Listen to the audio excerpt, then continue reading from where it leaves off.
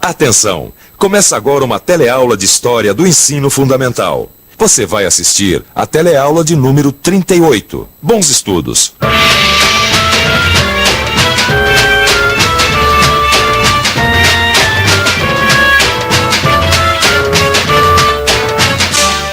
É incrível como é recente a democracia aqui no Brasil, né, Joana?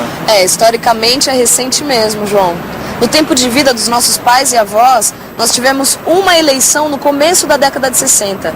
Depois, só na década de 80, os brasileiros voltaram a eleger os governadores e o presidente da República. Por que será que demorou tanto, né? Como será que se construiu a democracia no Brasil após 20 anos de ditadura militar? Na teleaula de hoje, você vai ver que o Brasil voltou a ter eleições diretas para todos os cargos na década de 80. Vai perceber que a participação do cidadão foi fundamental na reconstrução da democracia. E vai ver que a Constituição de 1988 estabeleceu novas regras de funcionamento da sociedade brasileira.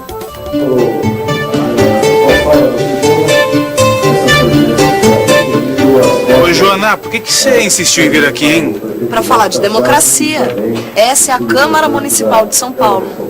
Toda cidade tem uma Câmara Municipal. E em todas elas são discutidos e votados os assuntos que dizem respeito à cidade. Vereador, quais são as funções da Câmara? Então, a Câmara é o poder legislativo.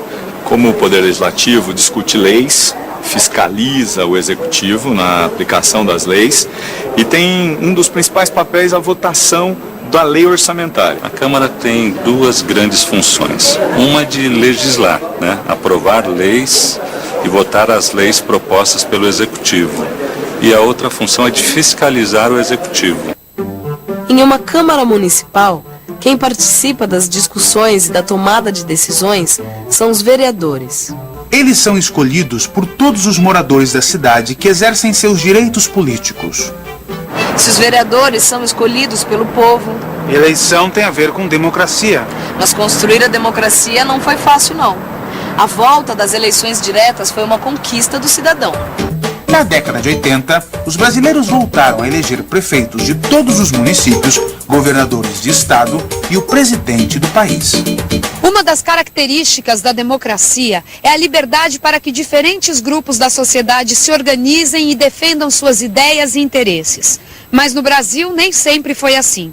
A luta contra as arbitrariedades cometidas durante o período da ditadura militar, as prisões ilegais, as torturas, os assassinatos e os desaparecimentos de opositores políticos, ela começa de uma forma mais organizada a partir dos meados de 1970, com a organização das mulheres, das mães, que pequenos são os grupos que começam a se organizar, amparados por setores da Igreja Católica, alguns setores da Igreja Católica, se estende pelos comitês brasileiros pela anistia, no sentido de denunciar, ficar denunciando o tempo inteiro, inclusive no exterior, as arbitrariedades que eram cometidas nesse período aqui na ditadura militar.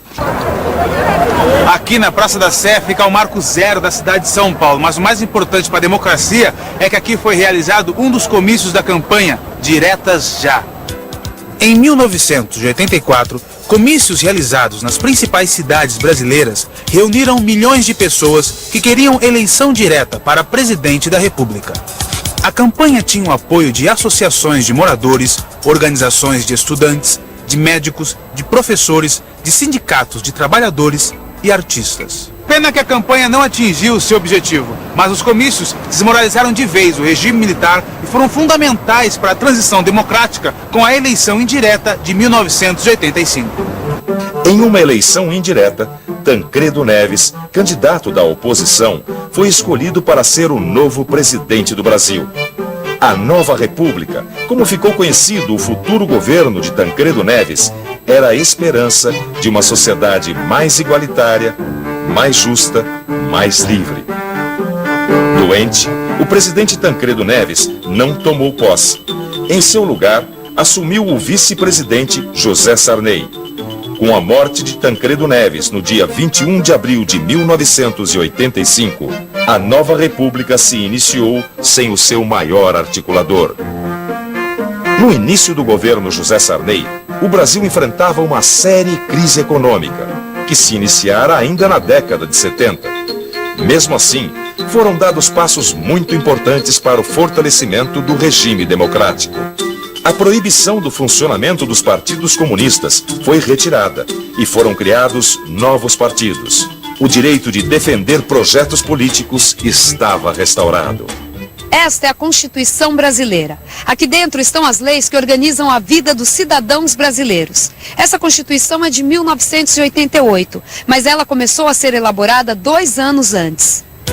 Grande parte da legislação feita pelo regime autoritário tinha de ser substituída por regras democráticas. Por isso, em 1986, os deputados formaram a Assembleia Nacional Constituinte.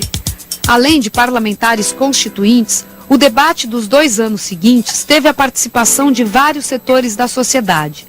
Caravanas representativas de diversos grupos chegavam a Brasília para defender seus projetos e ideias.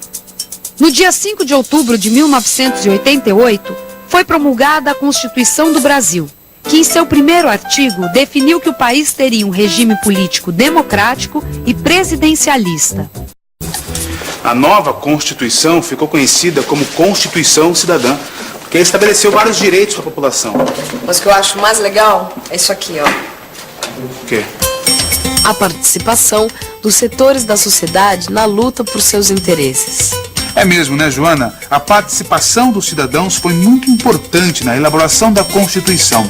O envolvimento político dos brasileiros foi tão grande que a Constituição começou a tratar das desigualdades que sempre existiram na sociedade brasileira.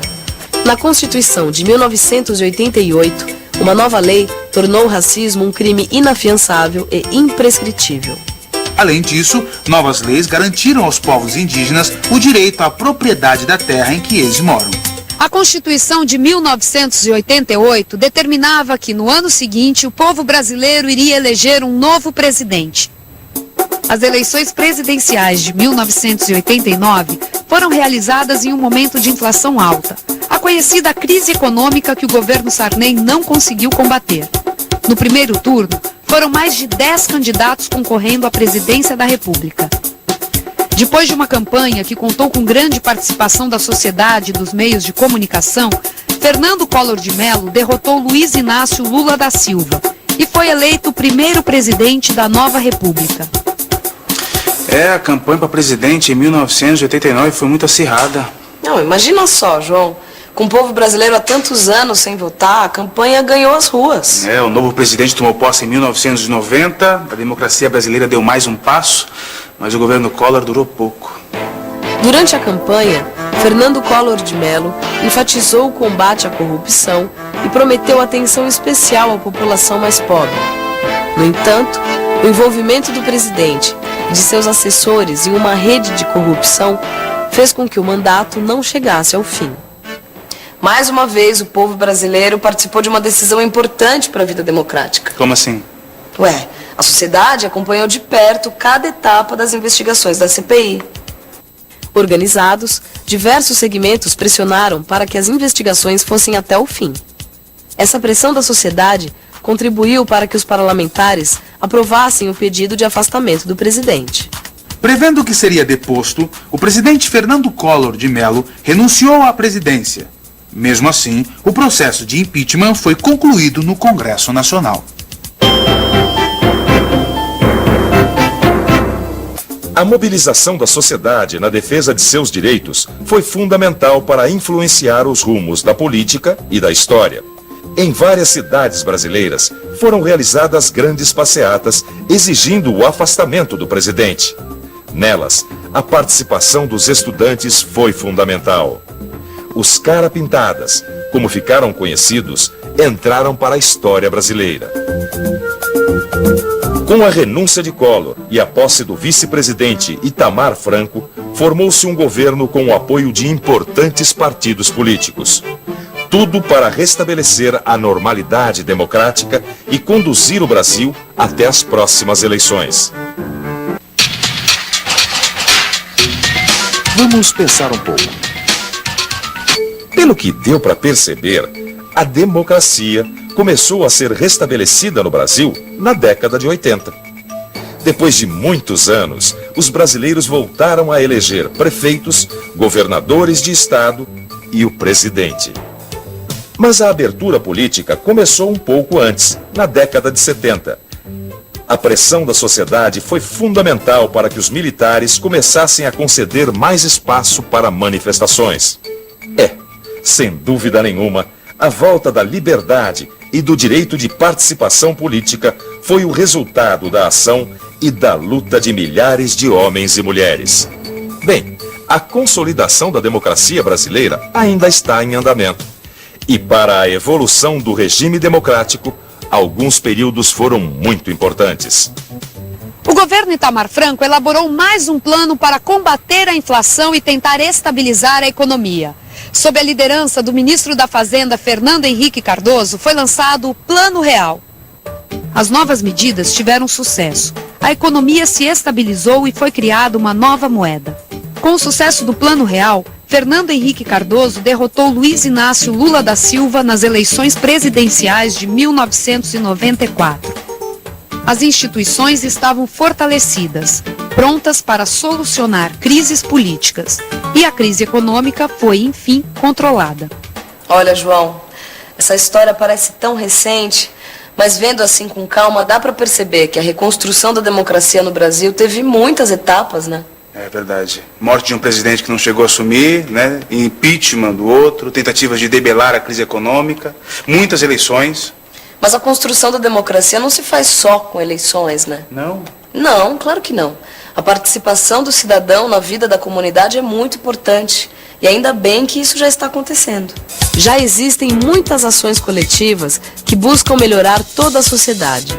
A CUFA é a Central Única das Favelas, é uma organização não governamental que atua em 23 estados do Brasil, tem como o seu fio condutor de trabalho o hip hop. Atualmente, os pontos fortes de trabalho da CUFA é o audiovisual e o basquete de rua.